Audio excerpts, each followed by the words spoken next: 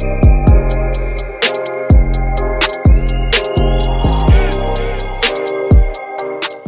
hi, and welcome to my channel. My name is Chastity. Here we talk about beauty, entertainment, celebrities, books, movies, anime, TV shows, and kind of anything else that garners my attention this week. And today we're going to talk about the time when Cartoon Network stopped showing cartoons. Cartoon Network was launched October 1st, 1992 after Turner Network purchased animation studio Hanna-Barbera's Productions in 1991. The initial programming of the station was exclusively reruns of Warner Bros. Cartoons, MGM cartoons, UA cartoons, and Hanna-Barbera cartoons. By its launch, the network had about 8,500 hours of cartoons in its library. One of the biggest obstacles for the network was the fact that it was only being carried by 233 cable networks at its launch. The reason for that is because at that time, there were no stations that were fully just cartoons. Like, we did have Nickelodeon at the time, but Nickelodeon would play cartoons in the morning, and then during prime times hours, that is when they had live action shows. Cartoon Network was the first of its kind of a station that played cartoons 24/7, and a lot of these cable systems weren't sure how well that would do. So in order to counteract that, package deals were created with their sister networks TNT and WTBS. So the new subscribers of that station would then also get access to Cartoon Network. From the start, Cartoon Network had very high ratings, and because of that, that led to more cable stations including it. By 1994, Cartoon Network had become the 5th most popular cable station in the United States. The network's first original show would be The Moxie Show in 1993. That garnered moderate success. Now, I personally have never heard of The Moxie Show. Doing this research was the first time I had ever heard of this name. Apparently, it was like a 3D type of show.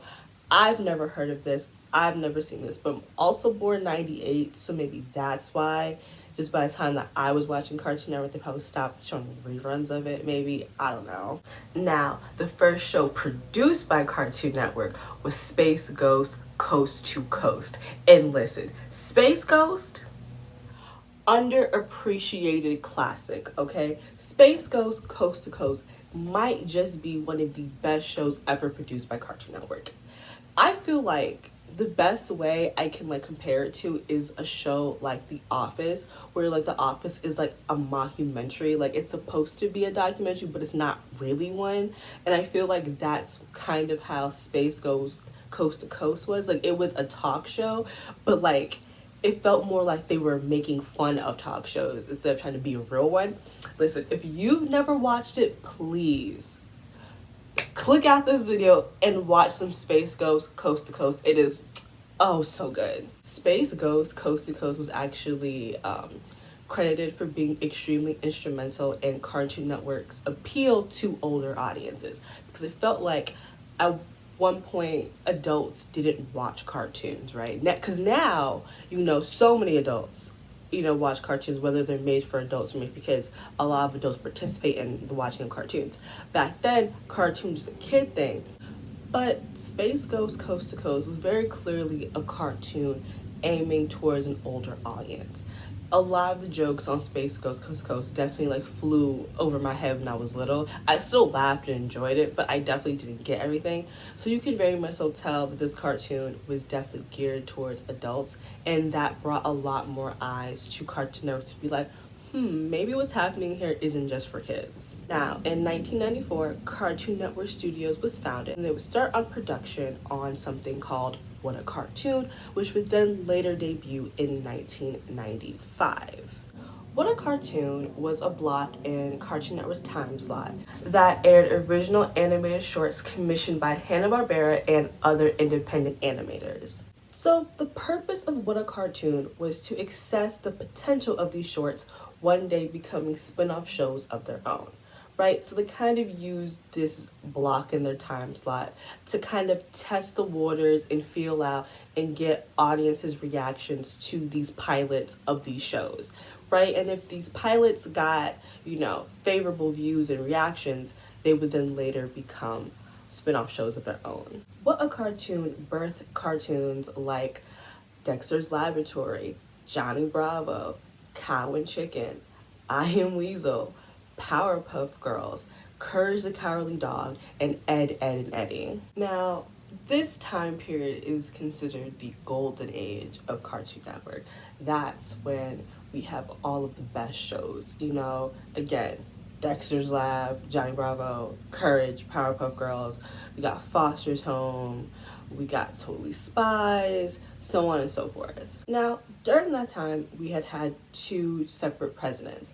The first president was Betty Cohen from 1992 to 2001, and then we changed hands with Jim Samples from 2001 to 2007. Now, Jim Samples would resign on February 9th, 2007, following a bomb scare in Boston. That's not funny, but it's just, okay, I'll get into it. So the bomb scare was caused by packages left around the city, which was part of an outdoors promotional marketing campaign for the Adult Swim series Aqua Teen Hunger Force. So somebody on the team was like, you know, it would be a really good job to promote this. We just like get these boxes and like we just leave them around Boston. Well, I guess they forgot they were living in a post 9/11 world, and people were calling the police because there were people leaving suspicious boxes around Boston. And then there was a whole bomb scare. And because of that, and because that happened under his leadership, Jim Samples stepped down.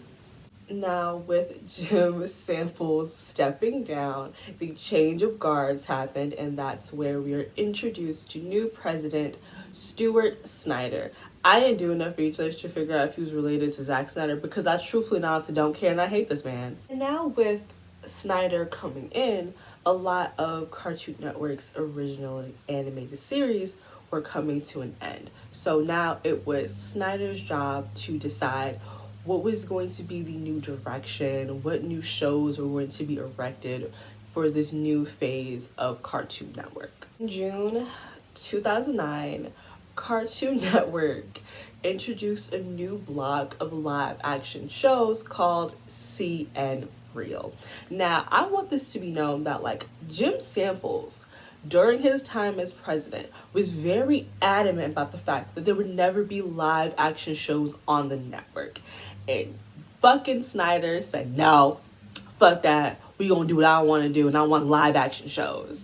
And so with the launch of CN Real, we got shows like The Other Siders, Destroy, Build, Destroy, Dude, What Would Happen, Survive This, Brain Rush, and a show called Bobby Says. And listen, I do not have any memories of Bobby Says, so clearly that came to flop quicker than everything else, because I couldn't tell you what that show was. I've never seen that show. Why is Bobby spelled with the E? I can't tell you. I truly can't tell you. But I do know that this was a very terrible time for Cartoon Network.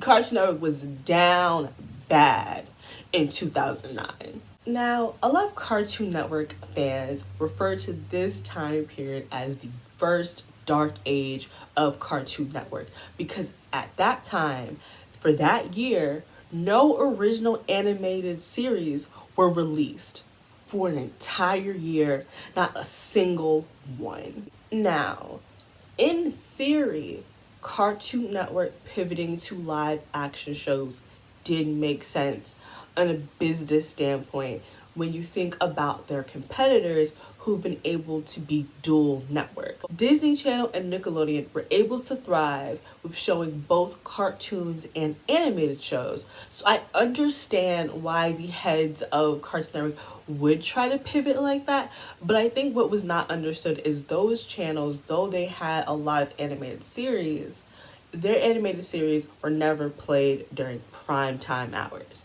right? Because the notion has always been that cartoons are for the morning and the early afternoons, and then during prime time hours is live action shows. So even though like Nickelodeon is very much so known for its like animated shows, during the earlier 2000s, prime time was still live action, right? And like Disney Channel, again, had a lot of amazing animated series, but still had immensely popular live action shows. But where the people at Cartoon Network really messed up was not understanding that Cartoon Network was a specialty channel, that people looked at Cartoon Network as very niche, that Cartoon Network should and should only play cartoons. Cartoon Network was the first station to play cartoons 24/7. That's what people go to Cartoon Network for. Good quality cartoons, not for live action bullshit. And again, on a business standpoint, it makes sense, but you have to understand that the type of audience you've garnered while being named Cartoon Network, it would not be advantageous of you to pivot to especially bad live action shows. That was the thing. These live action shows were, you could tell while watching them, they were based on like Survivor and other game shows and things like that. So they weren't even like truly original content. So Cartoon Network was giving you like watered down versions of other people's shows. They weren't giving us anything fresh and new that was distinctly Cartoon Network. They were giving what they thought people wanted, not what people needed. Also, another like blight for Cartoon Network, Craig McCracken, who was the creator of the Powerpuff Girls, and his wife Lauren, they had actually left working at Cartoon Network at this time because they didn't agree what was happening with the station. And I'm like, you lost pop. Like, I feel like Craig and his wife are like animated royalty. Like, they make bangers, they make bops, right? They make shows that have longevity and shows that affect and impact like society, right? And y'all had these people leave. They left you. And when I tell you, when the streets found out that the creator of Powerpuff Girls and his wife had left, oh, dude, they about to take the streets and riot. So, Sanrio was met with extremely, extremely poor ratings. The worst ratings the network had ever seen since its insurrection, right? Because from the very beginning, Cartoon Network was being praised and was given very high ratings. And then we get into the live action portion of, I don't know what the fuck that was, and the ratings plummeted. I very vividly remember like my decision to stop watching Cartoon Network because of what was happening. Because also like these shows felt very like meant for like 12 to like 14-year-old boy, and I am not that demographic, never was a 12 to 14-year-old boy, so it kind of felt like that station wasn't even for me anymore. Like, it felt like it wanted to be like Disney XD meets Nickelodeon, and I was just like, this not it. So like, I definitely in the 2009 through 2010 strictly was watching Disney and Nickelodeon and barely paying attention to Cartoon Network at the time. Sanrio was subsequently canceled in early 2010, but the station would continue to make live action shows until about 2014. Now, those 2 years of Sanrio was definitely the dark ages for Cartoon Network, right? Snyder was scrambling to save the network from all of his mistakes and sins. And if we would describe that period as the Dark Ages, I would describe the next period of Cartoon Network as its renaissance. And during this renaissance for Cartoon Network, we got Adventure Time, the regular show, The Amazing World of Gumball, Steven Universe, and Ben 10 Ultimate Alien. And like I said, these cartoons revitalized the channel and brought a lot more eyes back to the station. Like 4 out of these 5 shows have an extremely strong like cult following and are dearly, dearly loved. I know with like the ending of like Adventure Time, that hurt a lot of people, even though I think they're doing like a spin-off show from that. Steven Universe, you listen, the girls go up for Steven Universe. And of course, like The Amazing World of Gumball is a masterpiece in itself. So with the like creation of streaming platforms, each platform has its own exclusive content and rights to specific networks and things like that. And for Cartoon Network, all of its shows are on HBO Max. Now, I think like earlier this year or late last year, Warner Bros. Had announced that HBO Max will be having live action shows under the banner of Cartoon Network, which concerns me from the first time, and it feels very similar to the first time because when Snyder had came, and he's no longer president, of course not, while he's still president after how he flopped, but when he came into presidency, a lot of the original animated shows were ending, and with the announcement of live action shows coming to HBO Max, a lot of the animated shows for Cartoon Network are also ending, like the ones that have been on for a while, like again Adventure Time, like those shows of that came out around that time have either already ended or winding down. So it feels like Cartoon Network, instead of just continuing to produce new cartoons, are like, well, time to make real life shows again. And I'm nervous because it didn't do good the first time. And I really do feel like if they try to create the same thing they did last time, it's gonna flop. I don't think they will, because again, they have the charts to prove why that didn't do good.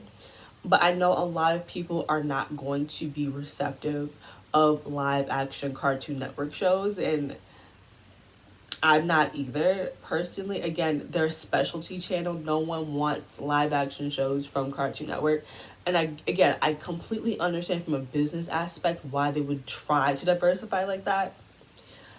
But it ain't worked the first time. Again, if they don't do what they did last time, maybe Cartoon Network has a chance of doing live action shows and they're doing fine. I don't really think they'll do amazing because again, I think it's going to take a while for people to warm up to the idea of live action shows, and you have to understand the people with nostalgia are stubborn, okay? They don't move. So I think it would have like these shows have to be fantastic and then be pushed through word of mouth. That is the only way I think Cartoon Network stands are going to watch these live action shows, because they're not going to give it a chance off rip. They're not. I won't. I simply won't. But I don't want live action shows on Cartoon Network. I don't see the point of that. But again, this does feel reminiscent of 2007, and that's another reason why I think a lot of people are not receptive to the idea of live action. So yeah, that's pretty much it. Do you remember the terror of Real? If you actually enjoyed Real, what was your favorite? That's shady. What was your favorite Real show? Are you nervous about live action Cartoon Network shows coming to HBO Max? If you're excited, what type of shows would you like them to make? And yeah, that's pretty much it. Don't forget to like, comment, and subscribe, and I'll see you guys in my next one. Bye, guys.